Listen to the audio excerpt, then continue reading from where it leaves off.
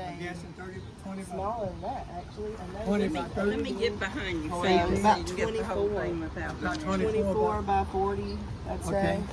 I want you to pan it. What I'm gonna say is this. You ready? It's filming. All right, look. I've told everybody you don't need 40 acres. Look, 24 by 40. Beautiful little setting area, and she's got plants, and flowers, herbs, you name it, it's in here. And it's not a lot of upkeep the way she set it up. The cardboard, the way she got it set up, been preaching it for years. Here's proof. Yep. And I didn't even know the lady until an hour ago. So there's cardboard under there, Once you get it in, but they decided to use cloth right here. Look at the difference. And there's cardboard under that versus cloth. See the grass slipping through? Cardboard did much better with ground coverage. Just a little heads up for you.